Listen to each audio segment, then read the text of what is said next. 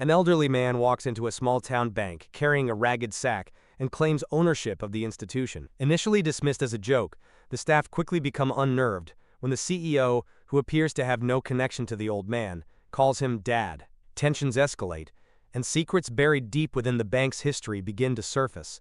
The old man's arrival could be the start of a revelation that will shake the very foundation of the bank and its leadership. Like the video and subscribe so you never miss a story. The morning sun beat down on the sleepy town of Oakwood, nestled in the heart of Alabama. The air was thick with humidity, and the streets were mostly quiet, save for the occasional car rolling by. Inside the Oakwood Savings Bank, however, the hum of activity filled the air. The staff moved about their tasks, answering phone calls, sorting paperwork, and preparing for the usual midday rush. At the front desk, Marla, a seasoned bank teller with a penchant for gossip, glanced at the clock. It was nearly 10:30 a.m., and everything seemed as ordinary as any other Tuesday. That's when the door swung open. An old man shuffled in, his weathered face hidden beneath a wide-brimmed hat. His clothes were faded and frayed, and he carried a large sack over one shoulder, the kind of sack someone might take to a farmer's market or a ragged, forgotten corner of the world. The bell above the door jingled softly as he entered, and Marla looked up, her eyebrows knitting together at the odd sight. She was about to ask if she could help him when the man spoke, his voice raspy, like he hadn't used it in years. "I own this place," he said with an air of certainty. "This bank." "It's mine." Marla blinked, momentarily unsure of how to respond. She forced a polite smile, assuming it was some sort of joke or misunderstanding.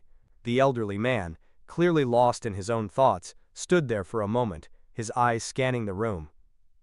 "You own the bank?" Marla asked, trying to stifle a laugh. "Sir, I think you've got the wrong place. This is Oakwood Savings. You might be looking for—" But the old man cut her off, his voice unwavering.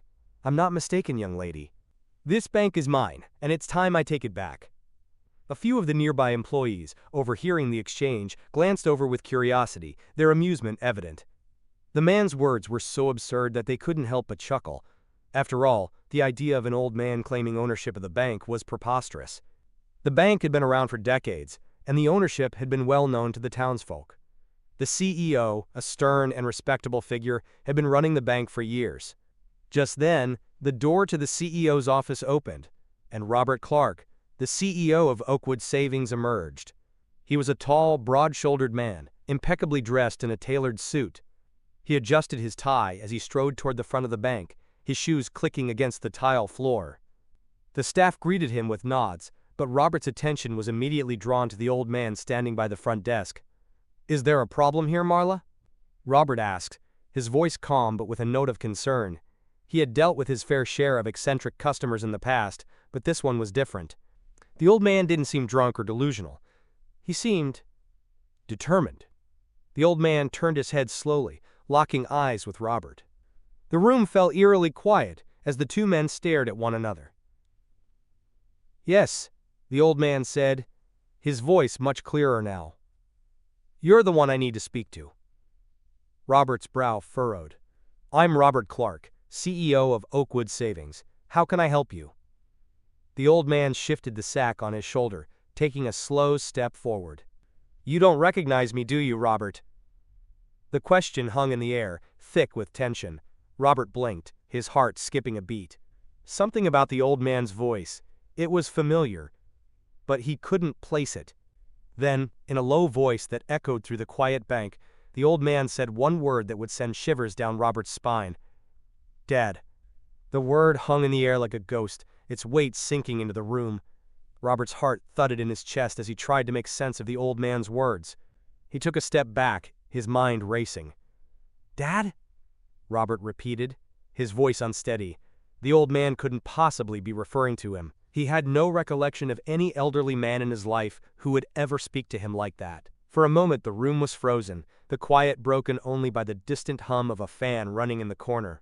Marla exchanged nervous glances with the other tellers, who had gathered near the entrance, eyes wide with disbelief.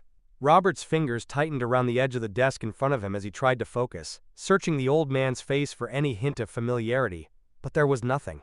The man stood there, his worn features lined with years of struggle. His eyes, though tired, were piercing, burning with something Robert couldn't quite place. The sack hung loosely from his shoulder, as though it held something precious and fragile inside. "I don't understand," Robert finally managed, his voice hoarse. "Who are you?" The old man didn't answer immediately. Instead, he gave Robert a long, scrutinizing look, as if weighing whether to speak or not. Robert's mind was still reeling from the shock, and the confusion bubbling inside him made it hard to concentrate. He glanced at Marla and then back at the old man. "Please, sir," Robert said, trying to maintain control. "If you're here to make a withdrawal or discuss an account, I'll be happy to assist you. But we need to clear up this misunderstanding." The old man's eyes narrowed, and his lips curled into a bitter smile. "You don't get it, do you, Robert? You've been living a lie all these years. It's time you finally hear the truth." A cold shiver ran down Robert's spine. His voice faltered as he asked again, more firmly this time, "Who are you? What do you want?"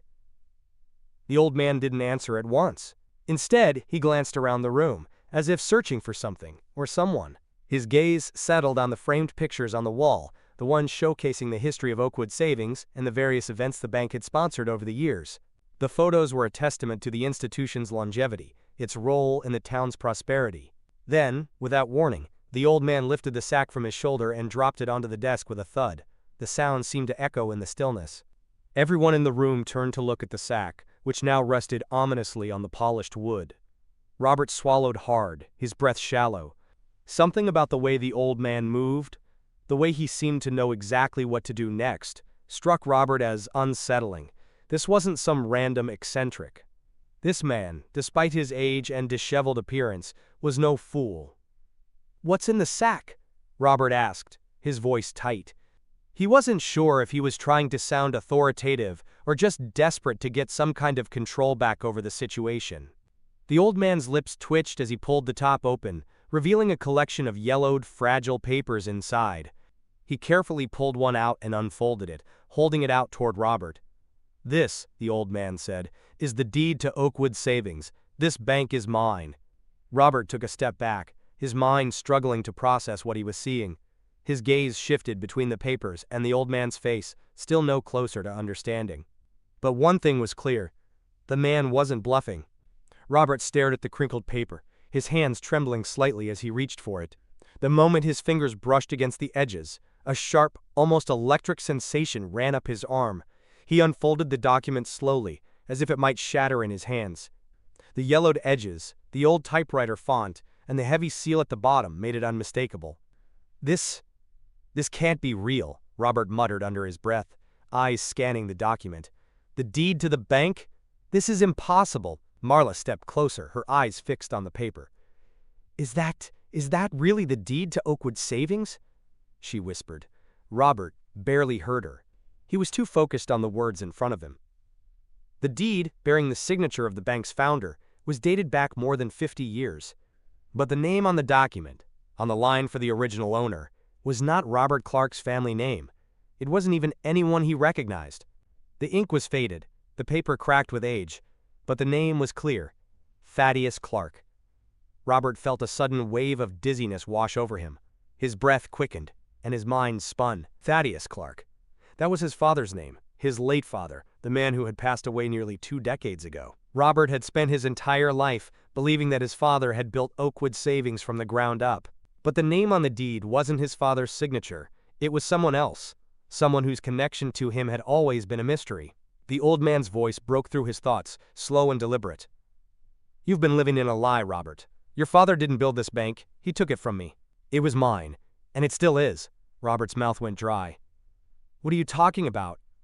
His mind was still reeling, struggling to catch up with the implications. "My father was the one who founded this bank. He built it from nothing. I grew up with that story." The old man let out a bitter laugh, his eyes darkening. "Your father didn't build it, Robert. He took it from me. He took everything from me. And now, I've come to take it back." Robert glanced around the room, his stomach tightening. The other bank employees were watching from the sidelines, unsure whether to intervene. Marla's eyes were wide with concern, but she remained silent. Everyone seemed to sense the tension in the air, the weight of something heavy and unknown. I don't know what you're talking about," Robert stammered, his voice growing shaky. "My father, he never mentioned you. He never said anything about The old man raised a hand, cutting him off. Of course he didn't. He didn't want anyone to know the truth. He took my bank, and then he erased me from history. But I'm not gone, Robert. And I'm not letting him get away with it. Robert's heart pounded in his chest. He felt like the ground beneath him had shifted, like everything he thought he knew about his family, his father, and his life was unraveling. He wanted to push the old man out, to call security, to do something, anything to restore the order he was used to. But something in the old man's eyes told him that this wasn't some casual dispute. This was something deeper, something rooted in history and revenge. The man's hand trembled as he pulled another document from the sack and handed it to Robert. This one was even older, and it looked as though it had been through years of hardship. Robert hesitated before accepting it, but he could feel the weight of its significance. "This is the truth, Robert," the old man said quietly. "This is the story your father didn't want you to know. The story of how he took everything from me." Robert held the document in his hands, his pulse racing as he carefully examined the fragile paper. His eyes moved over the old ink, the faded signatures, and the date that seemed so distant now. The letter was dated 30 years before Robert was born. It was a contract, one that outlined an agreement, a transfer of ownership that seemed impossibly convoluted. The words on the page blurred together as Robert tried to make sense of them, but one phrase stood out. Thaddeus Clark to be compensated for loss of assets in exchange for full ownership of Oakwood Savings Bank. The confusion in his chest deepened into something darker, something that began to settle in his gut. His father had always painted a picture of their family as the rightful founders of Oakwood Savings. He had regaled Robert with stories of hard work, perseverance, and triumph. But here was evidence that told a different story, a story of deceit, of a bank that had been taken, not built. The name on the document, his father's name, was there, but not as the builder, the creator. No, his father had been a thief, and from the looks of it, so had his grandfather. This is wrong," Robert whispered, his voice hoarse with disbelief. His father had lied to him, his entire life built on a lie. "My father, he didn't." The old man's voice cut through Robert's turmoil like a blade. "He did, Robert, and when your father took my bank he took everything I had, my livelihood, my reputation, and now, my legacy." The words seemed to hit Robert like a punch to the gut. He staggered back, his mind a whirl of confusion and anger. How could this be possible? His father had always been a man of integrity, or so he thought. Robert had never suspected that there was anything less than complete honesty in the stories his father had told him. "You're lying," Robert said, the words coming out with more force now.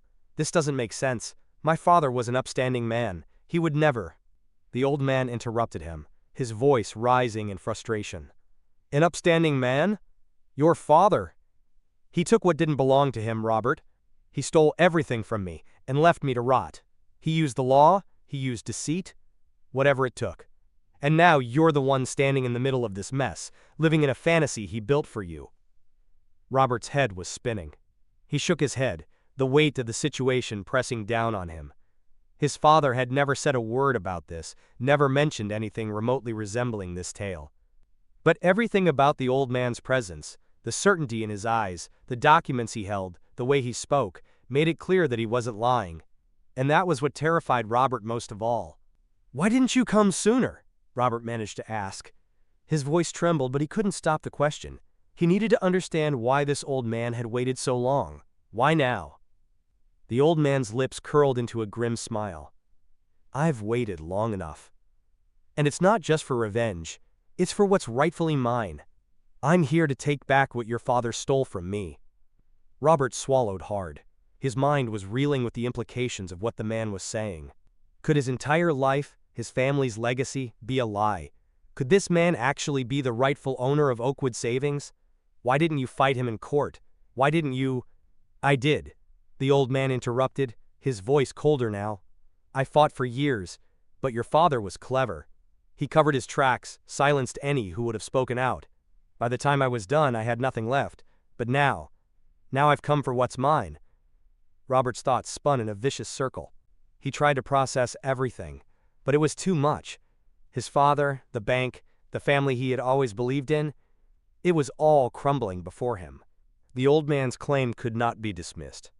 And as much as he wanted to push him out, deny everything, the truth was staring him in the face. Marla, standing to the side, looked as stunned as Robert felt. She shifted uneasily on her feet, unsure of what to do next. The tension in the room had reached its boiling point. The old man stepped forward again, his gnarled hands still clutching the sack. He looked directly at Robert, his eyes narrowing. "It's time to make things right, Robert. Time to reclaim what's been taken." The weight of those words hung heavily in the air. Robert stared at the old man, still struggling to wrap his mind around the enormity of what was happening. His father's secret, his family's hidden history, and the future of Oakwood savings, all of it teetered on the edge of revelation. The silence stretched, thick and heavy, as Robert's thoughts swirled. There was no going back now. Everything was about to change. Robert's mind raced. He could feel the walls of the bank closing in around him, the weight of his father's lies pressing down on him. Everything he thought he knew about his family, about the legacy he was supposed to uphold, was unraveling in front of him. The room was spinning, and his thoughts scattered like leaves in a storm. For a moment he tried to breathe, tried to steady himself. The old man was still standing before him, his gaze unwavering, his presence like a shadow that threatened to engulf the entire room. Robert could see the years of pain etched into his face, the bitterness that had festered over decades. He wasn't just a delusional old man, he was someone who had been wronged, someone who had been waiting for the right moment to confront the injustice that had been done to him. The documents were still in Robert's hands, heavy with the truth. He looked at the signature on the deed again, then at the old man's face. His chest tightened and his throat went dry. The resemblance was there, subtle but undeniable. The shape of the jaw, the set of the eyes. The more he looked, the more Robert could see it. Thaddeus Clark. It wasn't just a name on a piece of paper. It was his blood. How can you be?" Robert's voice faltered. The question caught in his throat. He couldn't finish it. He didn't want to finish it. The idea that this man, this stranger, could be part of his family was too much to comprehend. But everything pointed to that possibility. The old man sighed, a deep, weary sound. "You've got the same questions I had all those years ago. You want to know how this could happen, how your father could have done this to me. But let me tell you, Robert, your father wasn't the man you think he was. He used you, just like he used me. He built this bank on stolen ground." Robert's hands tightened around the deed, his knuckles turning white. "No," he said firmly, shaking his head.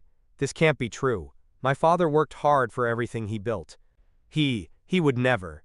The old man stepped closer, his movements slow but purposeful. He reached out, his gnarled fingers pointing at the stack of papers in Robert's hand. "You're right about one thing. Your father worked hard, but not for what he earned. He worked hard to cover his tracks, to erase every trace of what he'd done, and when I tried to expose him, he made sure I had nothing left, nothing but the memory of what he took from me." Robert's mind was spinning. He wanted to push the old man away, call security, and restore order to the chaos. But the words kept echoing in his head. "I've come to take it back." The old man wasn't leaving, and neither was the truth. "Why now?" Robert asked, his voice low. He was starting to feel the weight of the man's words in his bones. "Why come here after all this time? What do you want from me?" The old man's eyes softened, just a fraction. "I didn't want to involve you, Robert. I didn't want to drag you into this mess. But your father left a hole, a legacy of lies that you have to live with now. And I want you to know the truth. I want you to understand what he did, what he took from me."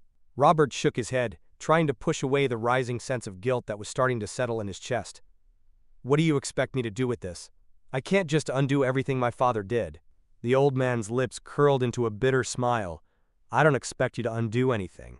I expect you to acknowledge what's been done, and I expect you to make things right."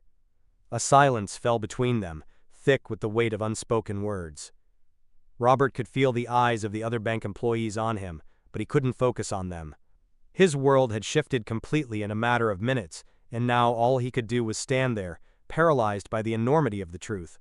Finally, the old man turned, his back to Robert, as if he were already preparing to leave. "The bank is mine, Robert. It always has been. I'm not asking for much. I just want what's mine, what your father took." Robert's head spun. "What's mine?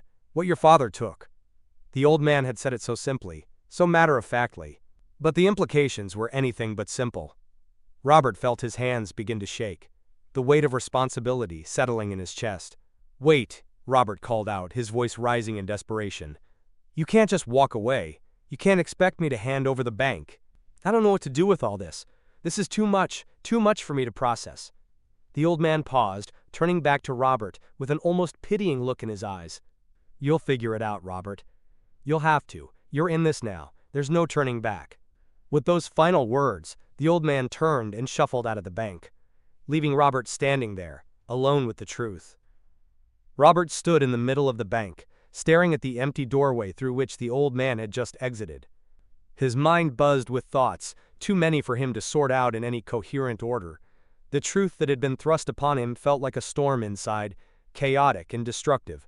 His father's legacy, the one he had been so proud of, the one he had spent his entire life upholding, was crumbling before his eyes. Robert's world, which had always seemed so stable, had shattered in mere minutes. He couldn't move, he couldn't breathe, he had no idea what to do next. The other employees in the bank had remained silent, watching the exchange unfold. They knew something significant had happened, but they didn't know exactly what.